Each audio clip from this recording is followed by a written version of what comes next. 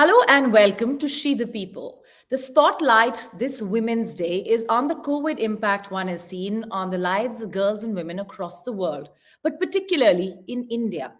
This kind of a pandemic has not just reversed many efforts when it comes to humanitarian health or education, but significantly dented initiatives that have worked really hard for decades to impact gender equality in a positive way.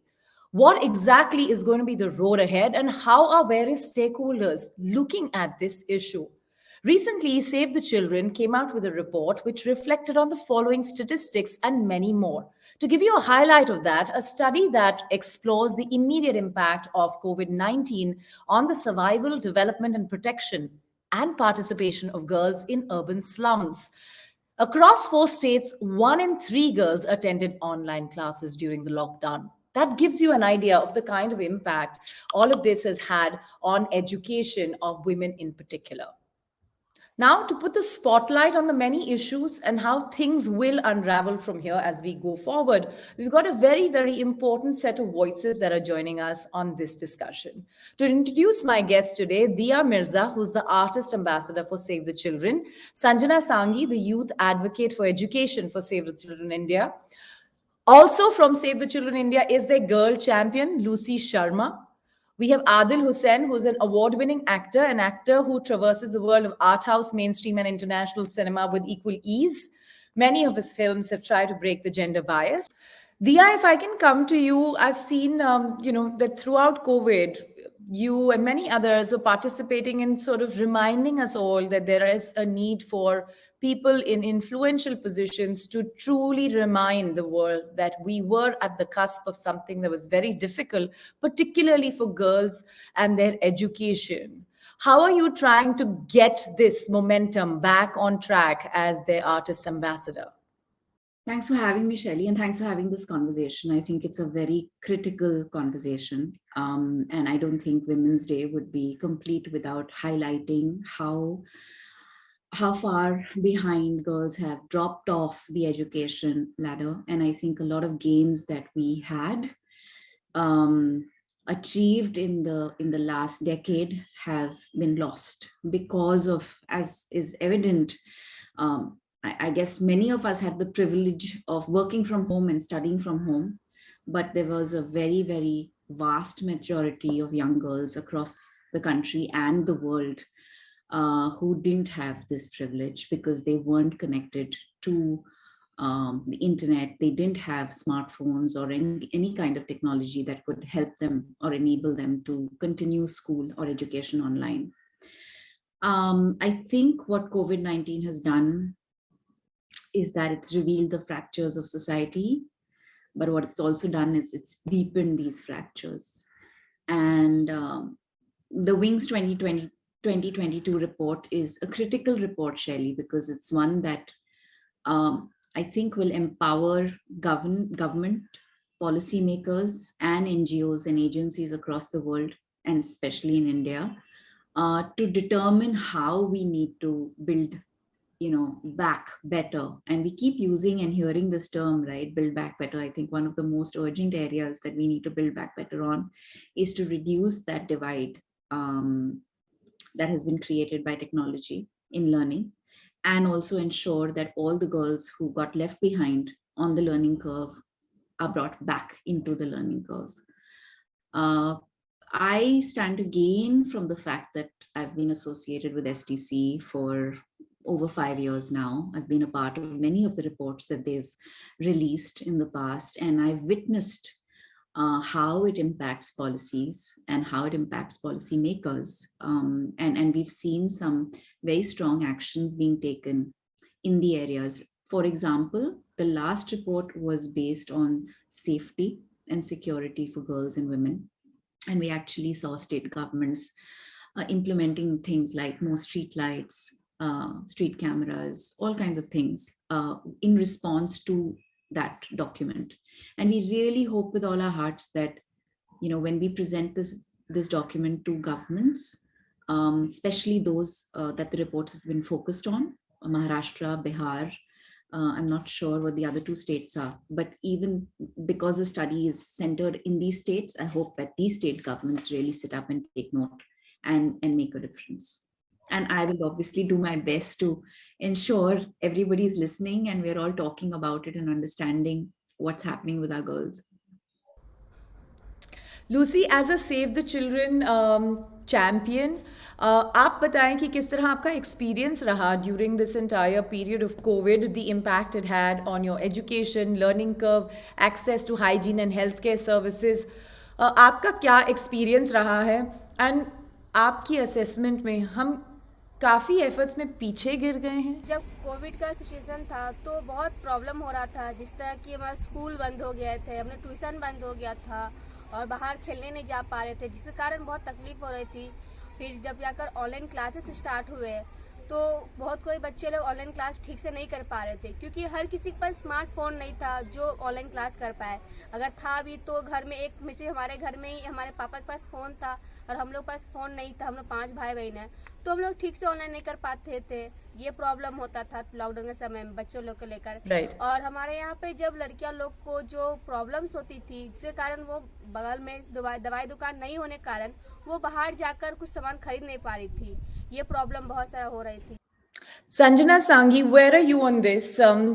Firstly, thanks for joining us from New York, and I know it's sort of different time zones there, but just wanting to understand, where do you see yourself as a youth program lead looking at these challenges that we are facing today on the ground? Because it will directly scuttle the learning curve of young people. I'm realizing more and more, Shaili, as you know, but for anyone watching who may not know, because I spent my college life working with students, it was and spending real physical time with them every day after my lectures at the NGO that I used to work with while I was still at university. I used to do it in my own world. And I remember having this feeling like I want to scream out and be able to share their experiences and their challenges with so many more people. And I remember feeling so frustrated that I couldn't do that, because the feeling that I had of needing to galvanize support, that just one of us or even 10 of us are just not enough, used to be such a strong feeling that I had, which is why in my own little way in university, I tried to create societies and clubs and groups and run campaigns. And we did have impact in our Delhi University world. And now I feel, like you said, incredibly fortunate that I can reach out to a larger audience. But the way to do that is to evoke empathy. And I feel that empathy only comes when there is awareness. So the only one thing that I always kind of try and reach out to, at least the youth, to my age group, is to read up more and become more aware of the challenges in the world outside of us. Because then what Dia says or what Adil says or what I try to say will resonate, and we'll actually be able to come together. But we've, through Ally Up for Her, for example, it was 100 days of action that we all really had very specific milestones that we worked towards, whether it was reaching out to the education ministry or speaking with girls, and we made huge headway.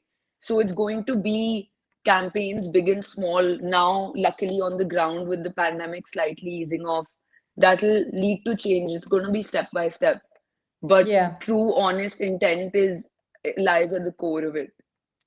Adil, I want to bring you into this conversation. It's been very important to me personally, and I'm very delighted to see that Save the Children also puts men at the center of these conversations.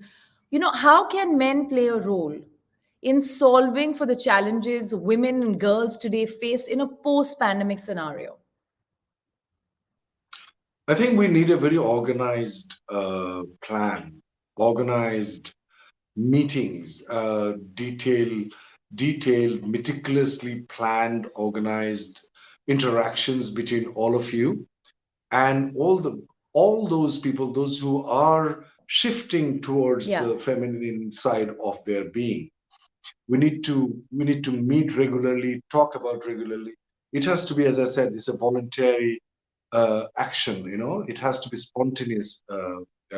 voices which we should seek for. But I'm sure that there are a lot of people who would be willing to listen to your views, to my views. I'm talking about people, those who are in positions of power, from the film world, from Tamil film industry, from Hindi film industry, from Assamese film industry, or any other film industry in India. And we could probably have initial that what are the issues that and how to go about it, because we need to come with a lot of intensity uh, toward talking about it, so that it reaches more and more people. And when common people, when I say common people, those who look up to these amazingly popular figures, when they speak about it, there would be certain change, and that is good enough at least to start with. But it needs a detailed planning, a long-term planning, how to start, where to start, who to call, and meet regularly to do workshops, meetings, not conferences and debates, informal meetings, very informal meetings.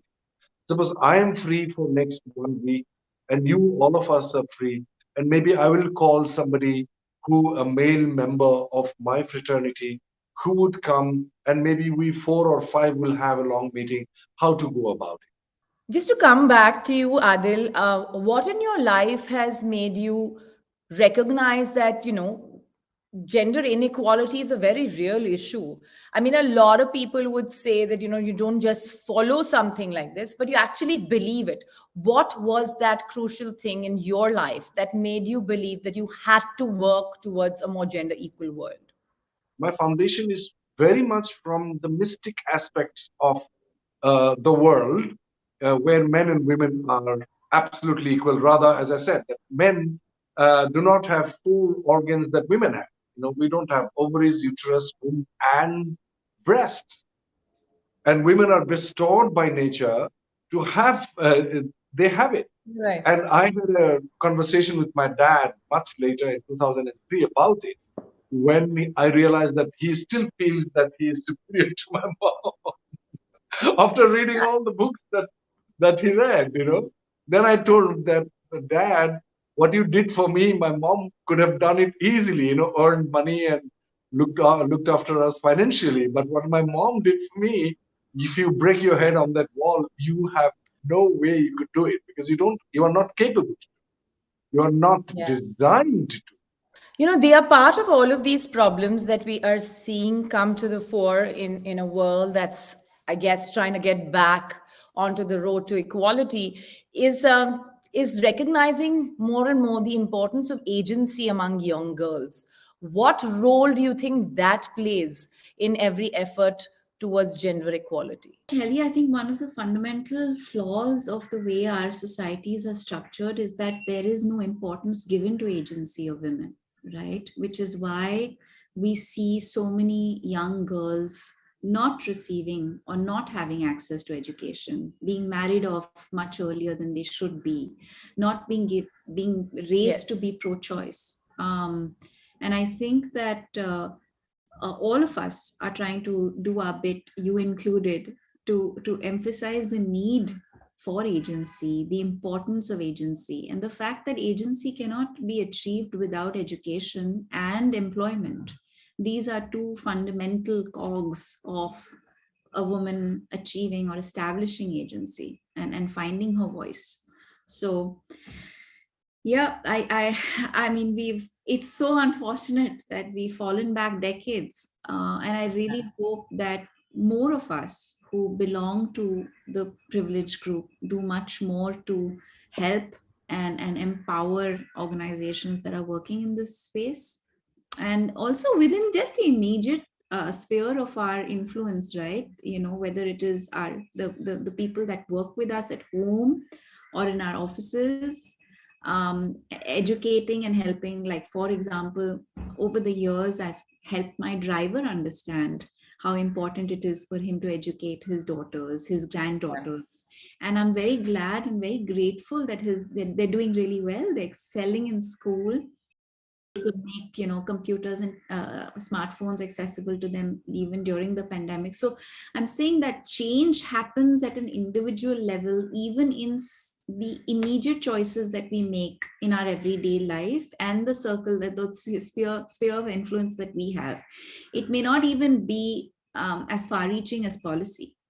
It just has to happen fundamentally. It has to start at home. It has to start with the people that we have an immediate influence over.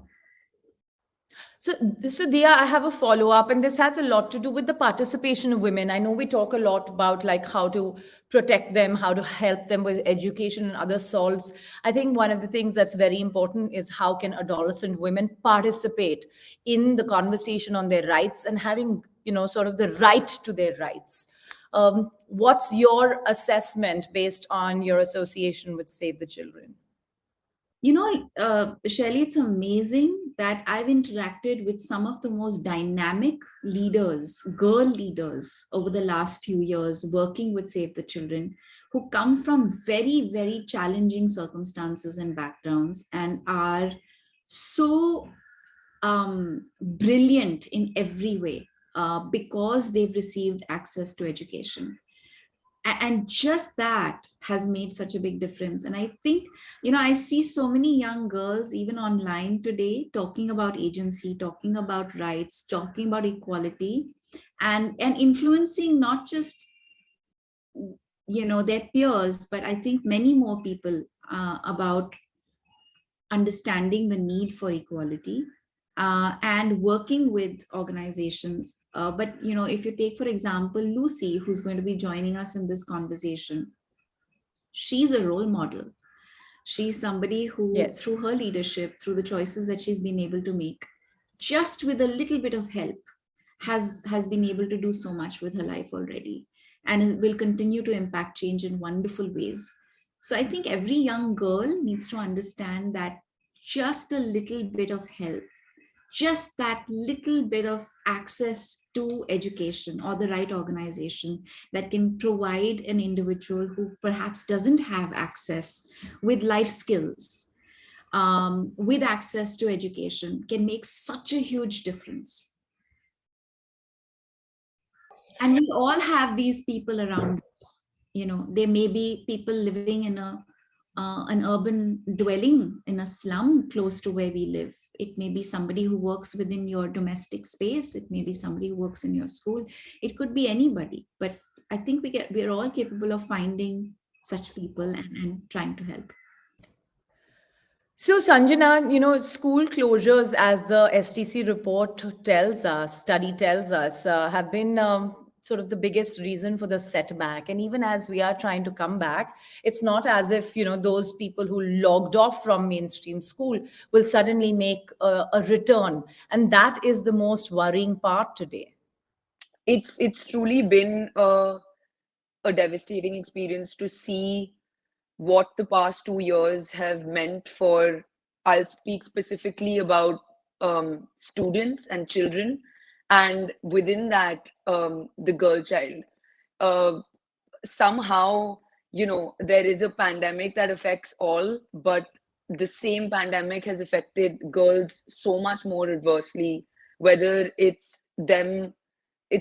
Some startling statistics, right? Like 42% of the girls in the report that we've recently carried out, and it's going to be out for everyone to see, didn't hear back from school staff um, across the 4 states that we researched on. They simply didn't hear from their schools once the pandemic started, so they didn't even know what to do or Yes. how to go back. And it's worrying because it's pushed them into early domesticity. Um, Girls, in any case, from familial pressure, had to fight to go to school, and now it's become a fight to just not be pushed into not even discovering their potential at 13 and 14 years of age. So we have many challenges in front of us, and it's only through collective action and empathy that we can even try and move forward. Right now, I am not feeling too optimistic, so I feel like the next 2 years are key in how much we can bring everything back together. Lucy, आपकी तरह बहुत और young लड़कियां हैं जो hope कर रही हैं कि they will be part of the digital learning cycle, उनको भी अपॉर्चुनिटीज़ मिलेंगी। आप किस तरह की चीज़ें इस वक्त किस इश्यूज़ के बारे में सोचती हैं? Which challenges do you want to overcome and see कि लड़कियों के लिए आफ्टर ऑल इन मुद्दों पर काफ़ी बदलाव आए? अभी जिस तरह की सरकार की योजना जैसी चल रही है, जिस तरह की हम चाहते हैं कि लड़कियां लोग के लिए सरकार वो हर जगह पे, जैसे लड़कियां लोग स्कूल जाती है, ट्यूशन जाती है, तो रास्ते में बहुत सारे छेड़खानी होते रहते हैं, बहुत सारे घटनाएं होते हैं, क्योंकि लाइट्स नहीं रहते हैं वहाँ पे गली में, रास्ते में। वहाँ हम चाहते हैं कि वहाँ पर सरकार हर जगह पे लाइट्स रहे। और जिस तरह देखा जाता है कि अभी टाइम लड़कियां लोग बाहर जाती है तो बहुत सारे घटनाएं होती है, उसके साथ केसेस बहुत सारे आते हैं, क्योंकि वो अपने आप को सेफ नहीं महसूस कर पाते, जिसके कारण वो बाहर ठीक से पढ़ने के लिए नहीं जा पाते हैं। ये हम चाहते हैं कि वो थोड़ा पर सरकार उस पर ध्यान दे। और हमारे यहाँ पर लड़कियां लोग को लेकर जैसे कि उनको जो निजी प्रॉब्लम होती है वो बहुत तकलीफ होती है, क्योंकि हमारे यहाँ पर जो मेडिसिन की दुकान जो है वो थोड़ा दूर दूर में है। हम चाहते हैं कि हमारे घर के पास में हो, जो लड़कियां लोग आसानी से जाकर वो चीज़ को ले सके और अपने इस्तेमाल में कर सकते हैं। Adil, how important is it today for platforms, for cinema, for entertainment to really come out there and spell some of these very important aspects of participation in gender equality, participation in having more women and girls working in this sort of world of entertainment? Do we give cinema a bit of a free chit to not have enough impact driven stories out there? They are not from Mars or Venus. They are from this society. Politicians, cinema, filmmakers. I'm not saying all of them, but quite a lot of them have evolved a lot. I mean, I've seen the change. Also, the way the male gaze is changing. There are young men who are making films, amazingly beautiful films, but very few. So they come from the same society where they have been educated to compete in this cutthroat Yes. competition. Imagine the imagery cutthroat, how brutal that image is. So they grew up in this society, and parents have taught what they knew the best. In the best of wisdom, they have taught whatever they have. My dad taught me a lot, but this aspect he was completely almost zero. Oh. In spite of being a devotee of Tagore and Sharat Chandra and all these amazing Assamese great writers of literature. But as I said, that they don't know any better. I don't think they know any better. And purposely, they do what they do. Sanjana, what is your belief about young people perception and what, let's say, a film industry creates on screen? At the end of the day, we are a product of society, and cinema often says, "Hey, you know what? What we show is a subset of what society is." Then it becomes a chicken and egg situation. Who starts making this effort? I don't think, I personally don't think we're getting anything fundamentally wrong. I think that there is so much undoing that is required, that to arrive at a clean slate for us is taking all of this effort, because we have long had um, cinema in India has long been a product of the male gaze. And as women are getting more empowered, as they're becoming more aware of their voices, as female writers are coming in, and new OTT platforms are sanctioning these stories, it is now happening.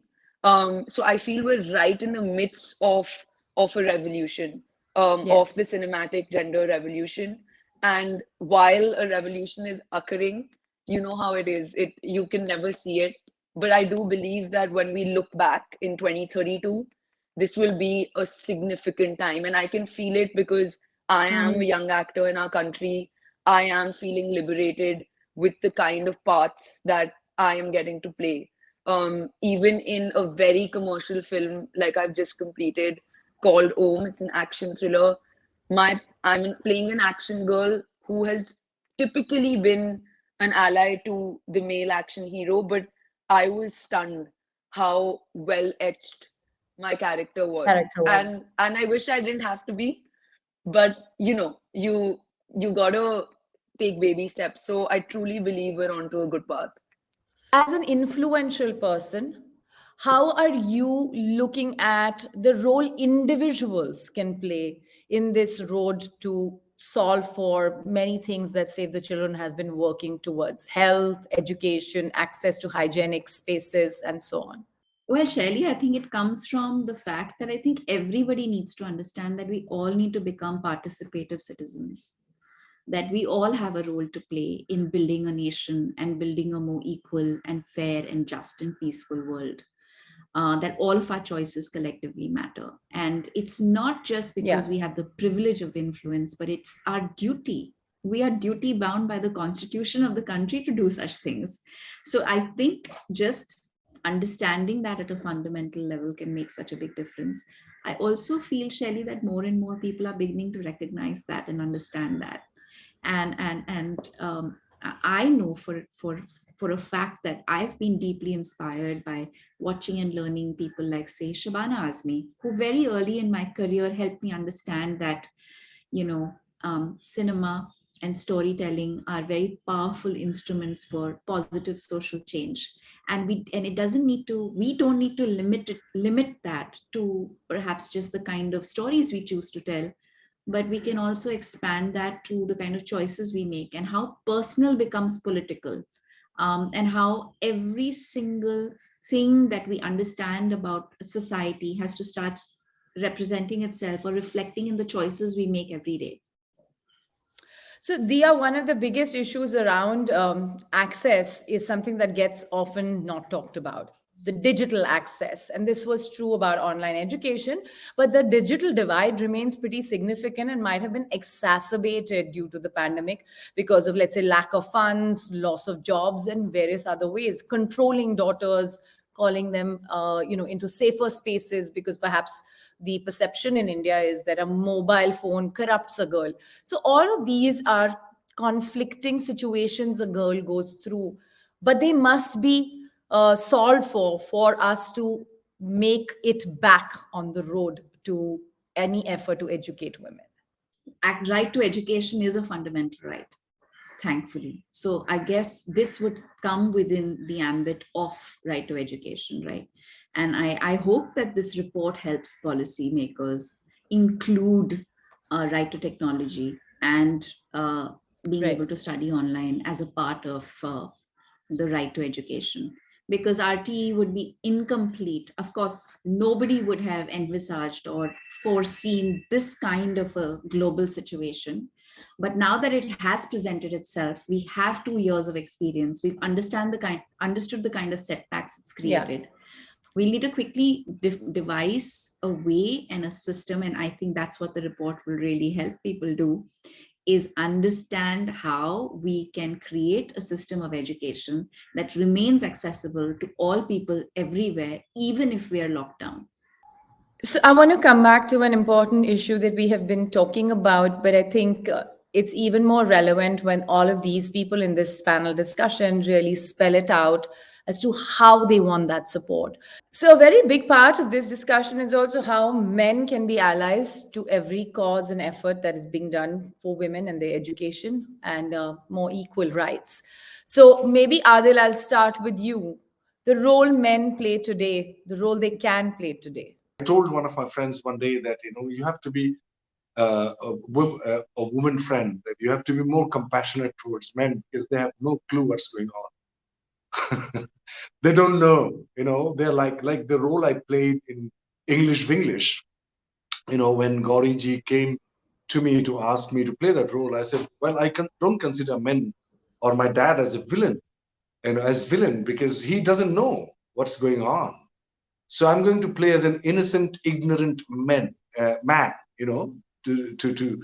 that's what the situation is, because Yeah. nobody has taught us. No one has taught us. Nowadays, it's been talked about a little bit, but I would say 90% of the Indian men folk, they probably, I mean, data, I'm just saying, I have not done I have not done a research or anything, but it feels like 90% of men, or maybe more, even 95% of men, have no clue that how to look at women, that women are the way that we want them to look at.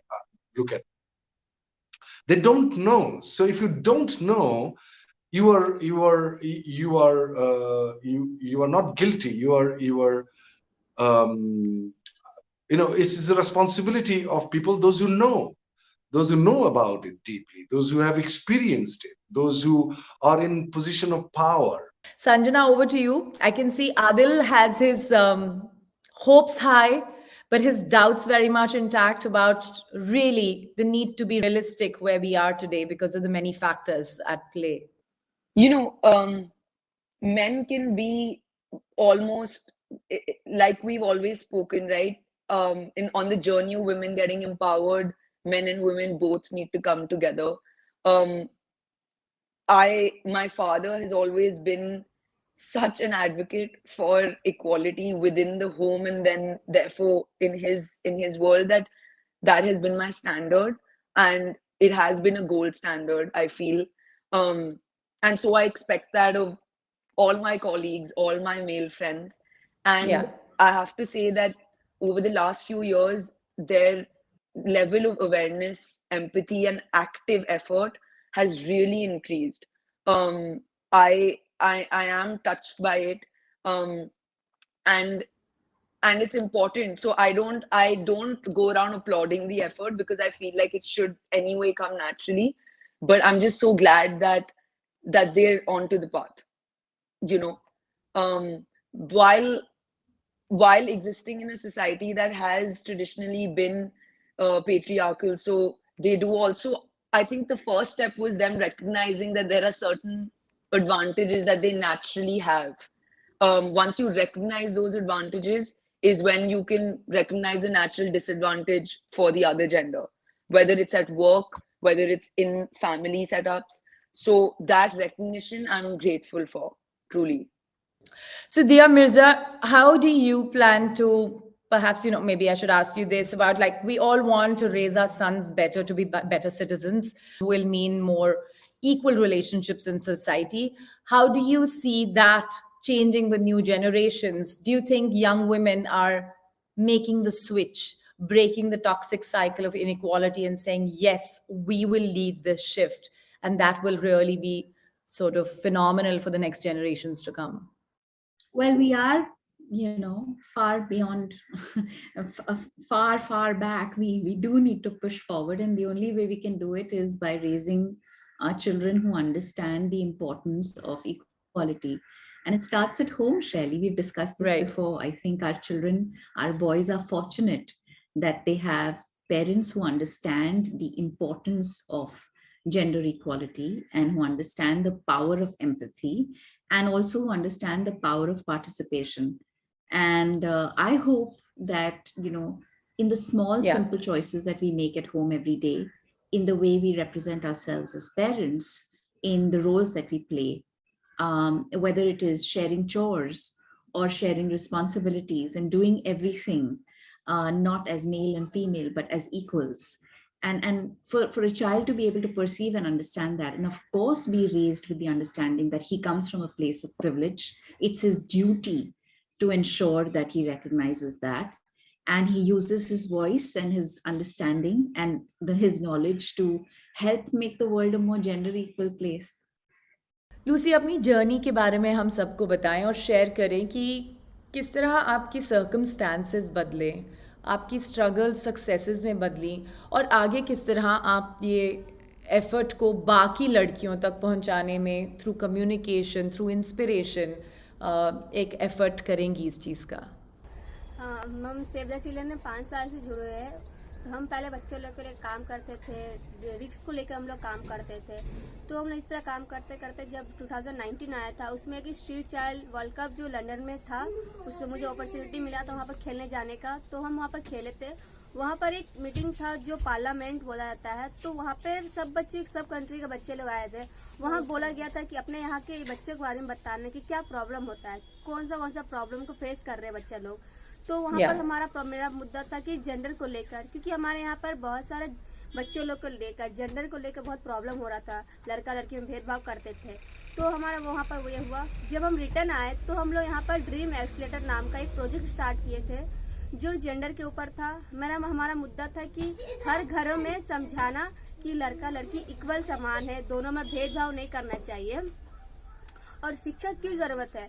अगर हम शिक्षित रहेंगे तो हम लोग का जो, अगर पढ़े लिखे रहेंगे तो हम लोग कहीं अगर जाते हैं या कहीं कुछ होता है तो हम वहाँ बता सकते हैं। और हम लोग को, लड़कियां लोग को पढ़ना इम्पोर्टेंट इसलिए है क्योंकि लड़कियां लोग चाहेगी तो अपने, अगर वो पढ़ी लिखेगी तो अपने जनरेशन को अच्छे से पढ़ा लिखा वो अच्छा उसको मतलब रास्ता सही दिखाएंगे। क्योंकि हम लोग यहाँ पर अगर पढ़े लिखे नहीं रहते तो हम लोग गलत रास्ता चुन लेते हैं, जिसके कारण शिक्षित होना बहुत जरूरत है। Girls and women are at the receiving end of many big gaps, whether it's hygiene, health, education, access to digital, online learning, whether it's access to schooling, access to just having opportunities. It is high time that deeper conversations on these happen in the very context that any effort that seemed to be progressing on track has been pushed behind several years due to the impact of COVID and the pandemic. We perhaps need to work towards speeding up those initiatives, bringing together a cohort of people from different walks of life that remind us pretty much every single day, through the power of the influence they bring, through the power of social media they have, that we all need to be part of this journey and impact that change and that drive that change. Because without this, whatever effort that's being done on the ground will continue to remain pushed back as we deprioritize this in the light of what has been a pandemic unraveling. So I'm looking forward to all of your support as a part of what we've been talking about here. Not just expect only the panelists to do what they've done and will continue to do so. Each one of us needs to make each one of us count. Thanks so much for joining us.